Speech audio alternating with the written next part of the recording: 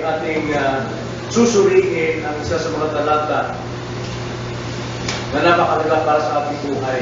Ang gandang pagsusuri natin sa isang diamante, ito'y ating sinusuri maiging upang huwag tayo madaya, upang makita natin ang katotohanan at makita natin ang tunay na halaga. So ngayong gabi, buksan natin ang Lucas chapter 22. Mayroong panalangin ang ating Panginoon Hesus para kay Pedro na daranas ng matinding pagsubok at itinagdalaman ng biyaya para sa kanyang ikakatagumpay, at ito ang ating susuliin ngayong gabi. Kaya bilang Kristiyano, Lucas 22 verse 31-32, at napakaganda pong suriin pa natin ang nilalaman nito upang makita natin ano ba talaga ang sinasabi ng talatang ito pagdating sa panalangin sa gitna ng pagsubok. Basahin natin verse 31 hanggang 32. Ganito ang sabi: Simon, Simon, narito, hiningi ni Satanas na digdigin kayo gaya ng trigo. Subalit ako ay nananalangin para sa iyo upang ang iyong pananampalataya ay huwag mawala. Kung makabalik ka ng uli, ay palakasin mo ang iyong mga kapatid. Ito ang salita ng Panginoon. Manalangin tayo muli. Panginoon, ay namin magtiwala sa aming sariling karunungan, maging sa paghahanda. Kundi nais namin magtiwala sa inyo, sa inyong pong biyayang katotohanan na inyong pong papakaya. Nawa, ipakita niyo ito upang kami po ay tumibay po sa aming pananalangin, lalo na ngayong gabi. Ito ang aming dalangin sa pangalan ng Panginoon. Amen. Naalam ng Panginoon na daranas si Pedro ng matinding pagsubok, at ang pagsubok ay pinabagsak niya at siya ay nagkasala. Ngunit alam natin ang pagsubok, ito rin ang pagpapakibay ng ating pananampalataya sa positibong paraan. Ngunit sa negatibo, bumagsak si Pedro sa kanyang pagsubok at siya ay nagkasala. Na bilang Kristiyano, ang mga talatang ito ay nagbibigay sa atin ang katiyakan na tayo man ay maaaring makapanalangin ng tulad ng panalangin ng Panginoong Hesus upang tayo huwag mahulog sa pagkakasala pagdating sa pagsubok. Na anong panalangin ito na ginawa ng Panginoon? Walang panalangin nagtataglay ng tatlong katotohanan na siyang maging dahilan o dahilan ng pananagumpay sa gitna ng mga pagsubok. Dahil sa panalangin ito ng Panginoon na nating nakapanumbalik si Pedro. So anong mga panalangin ito? Una, ayon sa ating talata, na ang pagsubok ay nasa kapahintulutan ng Panginoon. Yan ang dapat nating unawain. Upang huwag tayong bumagsak sa negatibong pagtanggap ng pagsubok na tayo ay magkasala tulad na nangyari kay Peter, alalahan natin palagi na ang pagsubok ay nasa kapahintulutan ng Panginoon. Tignan niyo ang sabi sa 31. Alam natin ito, verse 31 and 32 sa unang salita. Sabi, Simon, Simon, narito, hiningi ni Satanas. Humingi si Satanas ng pahintulot na ligligin kayo gaya ng trigo. Subalit, ako ay nananalangin. So nakita natin, napakalinaw, na ang pagsubok na dati kay Peter ay nasa kapahintulutan ng Diyos sapagkat ipinaalam ito ng Panginoon kay Pedro na liligligin siya ng Satanas o sila. Subalit, ang sabi ng Panginoon, ako ay nananalangin. Na hindi ito binawalan ng Panginoon na gamitin ni Satanas ang pagsubok upang ilaglag ang mga tao ng Diyos, ngunit niloob ng Panginoon para sa ikatatagumpay, at ito ay sa pamagitan ng kanyang panalangin. Nang mapapansin natin ang mariing pagtawag ng Panginoon sa pangalan ng Simon. 2 beses niyang binanggit at inulit ang pangalan Simon, Simon. Na ito nagpapahiwatig na ginigising si Pedro rito sa kanyang sarili, na nakatulog na si Pedro sa kanyang pagiging alagad at siya'y masyadong nagtiwala na sa kanyang sarili. Kumisang ganoon din sa atin, paulit-ulit tayo tinatawag ng Panginoon sa ating buhay, maaaring sa ating personal devotions, maaaring sa ating Bible study, maaaring sa preaching, tinatawag tayo, ginigising tayo, kasi sinasabi, pag dumating yung pagsubok na yun, ito ay nasa kapahintulutan ng Diyos. Kasi yun ang kadalasang kamalian natin. Kapag tayo ay nasusubok na at tayo ay humihina, para bang sinasabi napakabigat ng buhay Kristiyano, na para bang napakasamang maging Kristiyano, na para bang napakasama yung pagliligtas ng Diyos sa atin. At tayo dumadanas sa pagsubok. Tanda natin palagi, inuulit 2 beses ang iyong pangalan na tinatawag. Ang pagsubok ay nasa kapahintulutan ng Diyos. Na bakit may tatlo, bakit ito'y nasa kapahintulutan ng Diyos? Magbibigay ko ng 3 dahilan. Ayon sa sinasabi sa banal na kasulatan, there are 3 reasons why God allow us to suffer pagdating sa trials. Unang-una, para kay Pedro, basahin natin ang verse 33. Nung sabihin ng Panginoon kay Pedro na ako'y nanalangin para sa iyo, kung ikaw'y makapabalik na, palakasin mo yung kapatid. Si Pedro, ano sabi niya? At sinabi niya sa kanya, Panginoon, handa akong sumama sa iyo sa bilangguan at sa kamatayan. Ano yung pinapakita rito? Napakayabang ni Pedro, na parang siya may hawak ng kanyang buhay. At parang tinuturing niya na nagkamali ka, Panginoon, sa sinabi mo. Di ba yun ang kadalasan sa atin?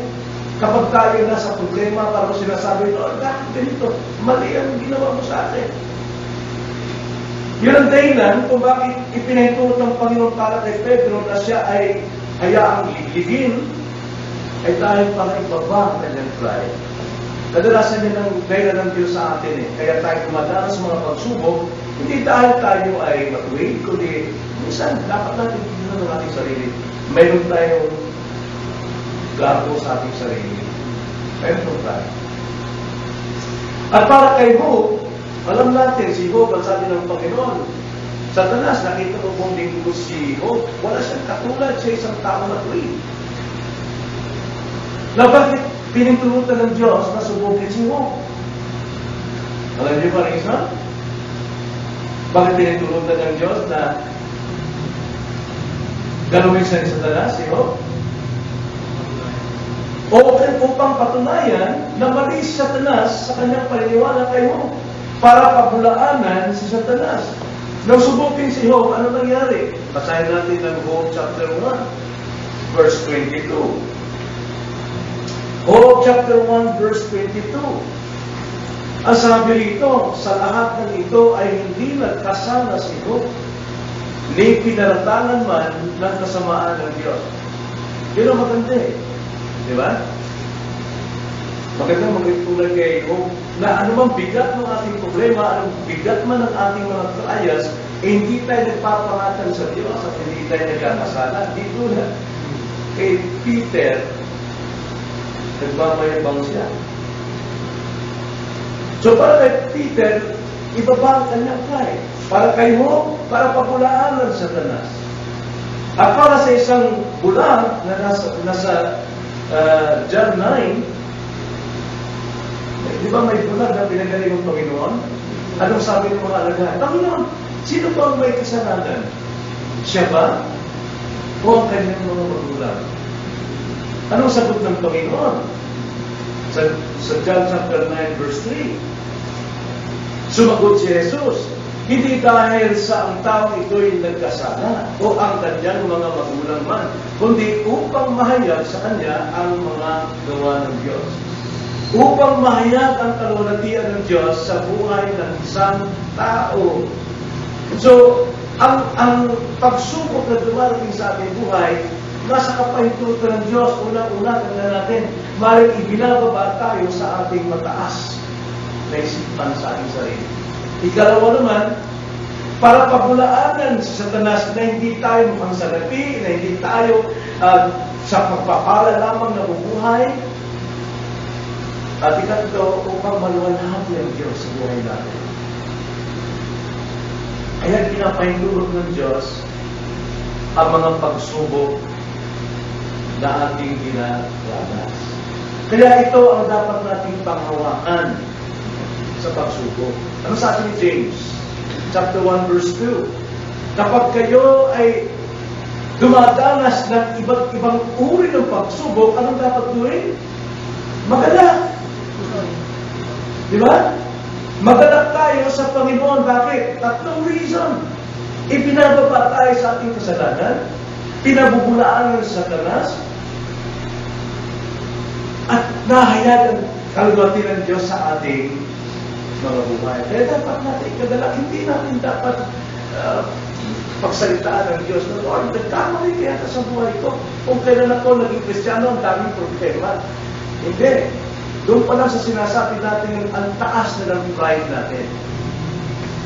Kaya hindi matigil-tigil ang Diyos sa pagtutuwid sa atin. Ikalawa, so nakita natin una, ang pagsubok ay nasa kapaytulan ng Diyos, kaya dapat tayong manalangin.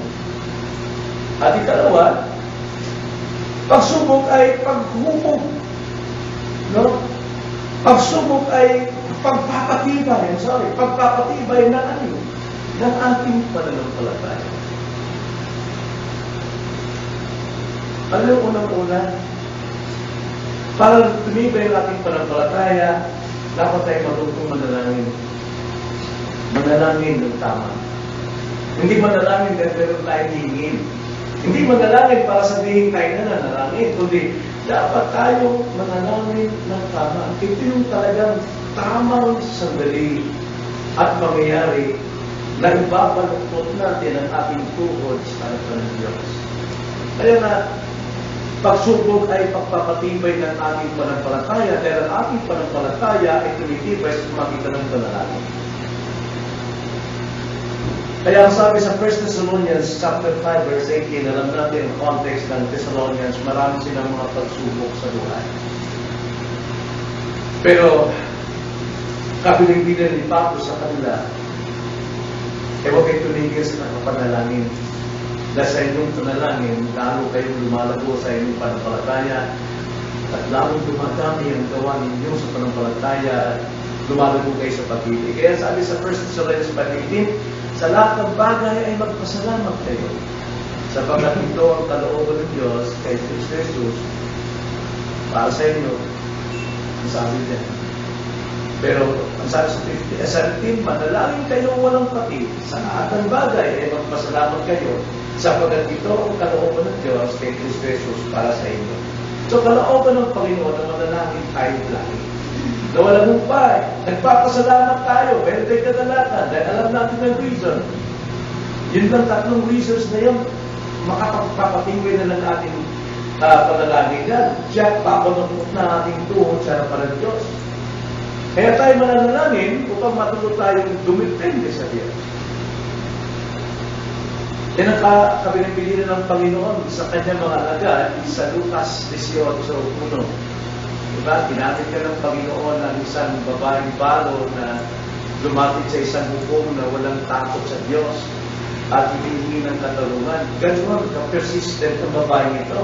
Kaya sabi sa Lucas 18:1, at isinalaysay ni Jesus sa kanila ang isang palinaga kung paano sila dapat laging manalangin at huwag malupaypay.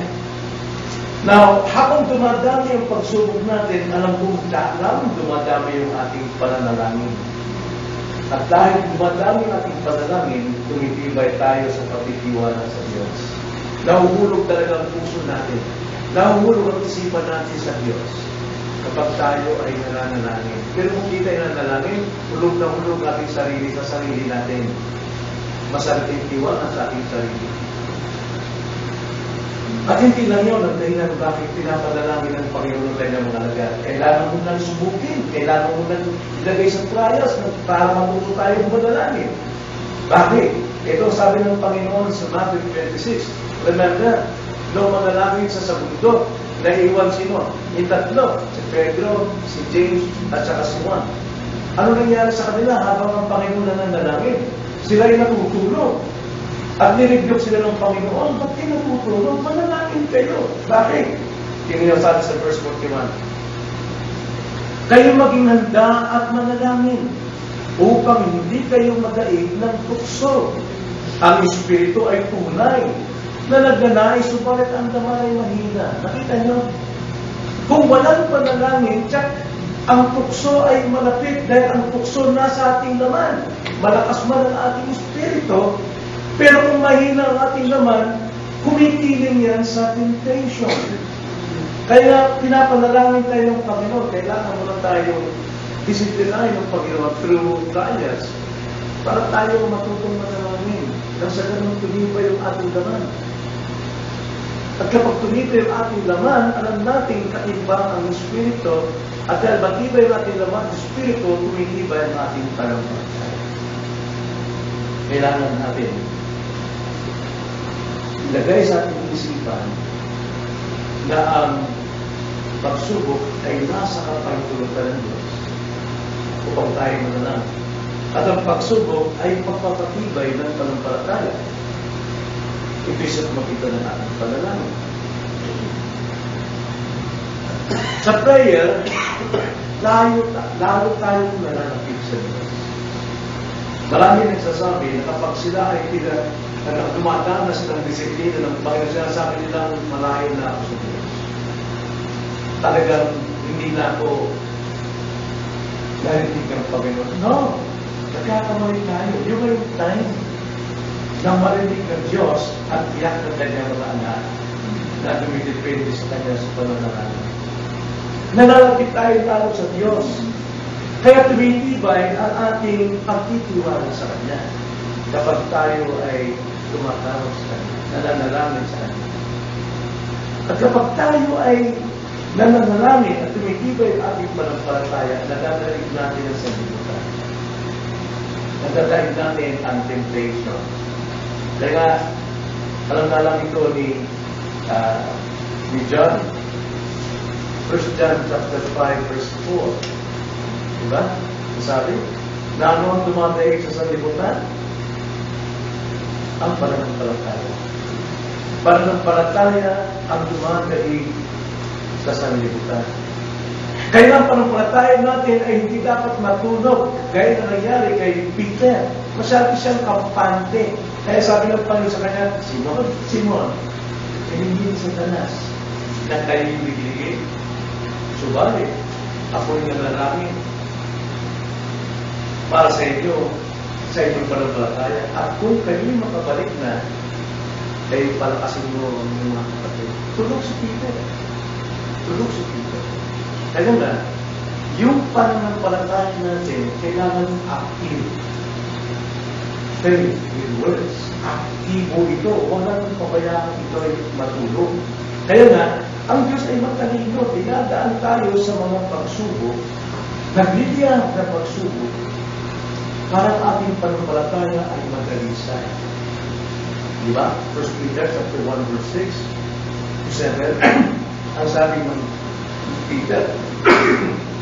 Now, alam ni Peter ito kasi nangyari sa kanya eh. Diba? Dinaan siya sa nagliliyag na pagsubok, bumagsak siya. Pero dahil sa biyaya ng Panginoon, nakapanumbalik talaga siya. Kaya itinuro niya. Ang sabi niya sa 1 Peter chapter 1 verse 6 to 7, sa ganito kayo'y nagagala. Bagamat ngayon sa sandaling panahon ay kailangan ninyong magdanas ng iba't ibang pagsubok upang ang kadalisayan ng inyong pananampalataya na mas malaga kaysa gitnong nasisira. Bagamat ito'y sinusubok sa pamagitan ng apoy, ay mauwi sa kapurihan, kalulatian, at karangalan sa pagpapakita ni Yesu Cristo. Ito yung hinaras ni Peter. Bumagsak siya, pero hindi sa kinundem ng Panginoon. Kundi tinayo siya sapagkat doon sa kanyang pagtayo, alam natin, nakapanumpalik siya sa kanyang panumpalataya ng galisa. Kaya nga sabi ko ni James, chapter 1, verse 3, okay malungkot kapag kayo ay dumadanas ng pagsubok. Dahil sa pagsubok, nauhubog ang inyong pagtitiis. At ang pagtitiis, gumagawa sa ating buhay upang tayo maging malago, upang tayo maging ganun. So ito yung nilalaman ng prayer ni Christ para kay Pedro na dananas ng pagsubok. Ng pagsubok ay nasa kapahintulutan ng Diyos. Ikalawa, ng pagsubok, ito yung pagpapatibay ng ating pananampalataya.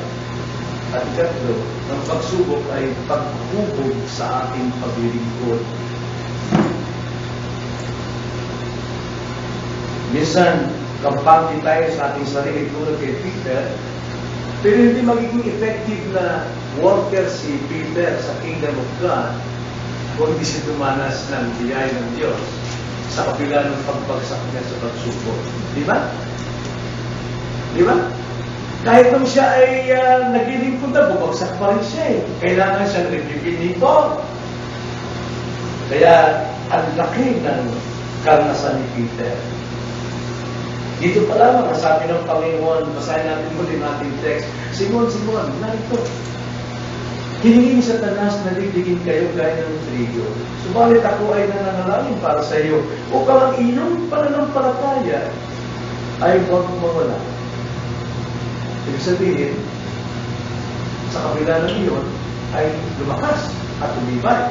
At kapag tumibay, kung makabalik ka ng muli, kapag ikay tumibay ng muli, ay palakasin mo ang iyong mga kapatid.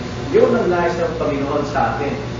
Na kaya tayo dinadaran sa apoy ng pagsubok upang tayo ay mahubog o tumibay ating pananampalataya nang sa ganun, tayo ay makapaglingkod sa iyo. Tayo makapaglingkod sa iba. Kaya pagsubok ay paghubog sa ating servisyo sa Panginoon.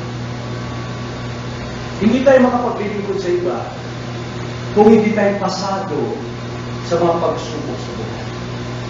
Hindi ka pwedeng magpayo sa mga tao na okay lang yan, pagsubok sa buhay yan. Samantalang ikaw, halos kinakamakam mo ang Diyos na pag dumadanas ka ng pagsubok.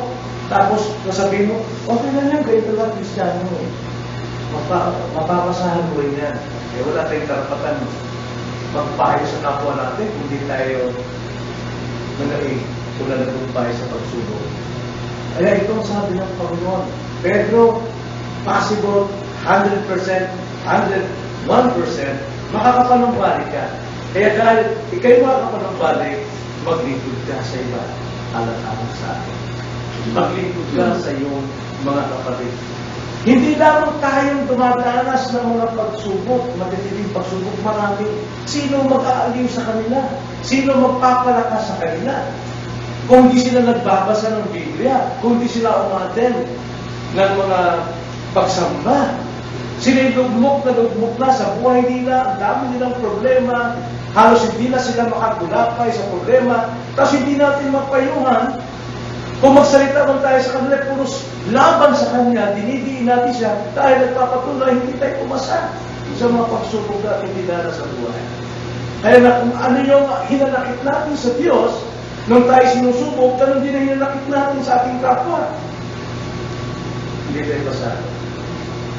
Kaya maaari tayong makapagpapalakas lamang sa isa't isa kung tayo ay pumasa sa pagsubok.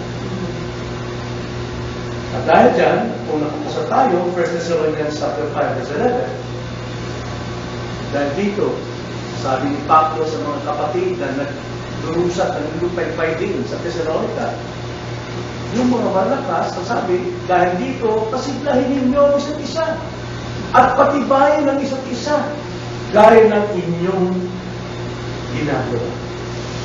Gaya ng inyong ginagawa. Patibayin. So itong layunin ng Diyos sa ating pagsubok, ipinapakita rito sa laman ng panalangin ng Panginoon sa ating lahat, ng pagsubok ay nasa kanyang kapahintulutan. Na ang pagsubok ay para sa pagpapatibay ng ating pananampalataya, nang sa ganon ang pagsubok ay para sa ating paglilingkod sa iba, sa kapatid natin. So nakita natin ang layunin ng Panginoon sa pagsubok upang tayo ay mapalapit sa Kanya, right? Lumakas ang ating pananampalataya at makapagpapalakas tayo sa iba. Yun ang sabi ni Pablo. Pero hindi si Pablo eh. Mayroon bang pagsubok si Pablo na hindi niya napagtagumpayan? Napagtagumpayan niya, kaya ang ganda at ang galing ng kanyang pagpapatumbay sa iba. 2 Corinthians chapter 1 verse 3, nasabi ni Pablo, tinaas niya ang Panginoon dito eh. Dahil ang Panginoon may kapahintulutan ng ating mga pagsubok upang tayo ng kanyang alin na sa ganun tayo naman ay makapagtalindig sa iba. Verse 3 and 4, sabi ni Pablo, purihin ang Diyos at Ama ng ating Panginoong Kristo, ang Ama ng mga kaawaan, the Father of mercies, and the God of all comfort, ang Diyos ng lahat ng kaaliwan, ng kalakasan, na umaaliw, verse 4, na nagpapalakas sa atin, umaaliw sa atin sa lahat ng ating kapigatian, upang maaliw natin ang nasa anumang kapigatian sa pamamagitan ng kaaliwan na inaliw sa akin ng Diyos. Kung nakatanggap tayo ng kaaliwan mula sa Diyos, eh dapat din makaaliw tayo, makapagpapalakas tayo sa ating mga kapatid na lumay sa kanilang problema. Dapat tayo makapagpalakas din sila. Kaya palakasin natin ang mga isa sa makaaral na ito na ating alam. Kaya, hindi aksidente ang ating mga pagsubok, mga kapatid, sa buhay. Hindi aksidente. Ito ay loob ng Diyos. Sa tatlong dahilan. Upang malaman natin na sa tuwing tayo ay magdaranas ng pagsubok, ito'y nasa kanyang kapahintulutan. Upang malaman natin na kapag tayo dumadanas sa pagsubok, ito ay magpapatibay ng ating pananampalataya. Upang malaman natin na kapag tayo ay nasa pagsubok, tayo ay pinalitibay upang sa ganoon tayo naman ay makapagpapatibay. So huwag tayo mahulog sa tukso na pumapait ang ating puso kapag tayo ay dumadanas ng pagbibigyan bilang isa. Huwag tayong pagdaig dyan. Huwag tayong mahulog sa ganun puso. Huwag tayong magbibay pa. Nang sa ganun, lagi namin tanggaping may kagalakan sa Panginoon anumang pagsubok na dumating sa ating buhay dahil ito'y para sa pagtibay ng ating panahon. Maaari tayong makapanalangin tulad ng panalangin ng Panginoon. Tayo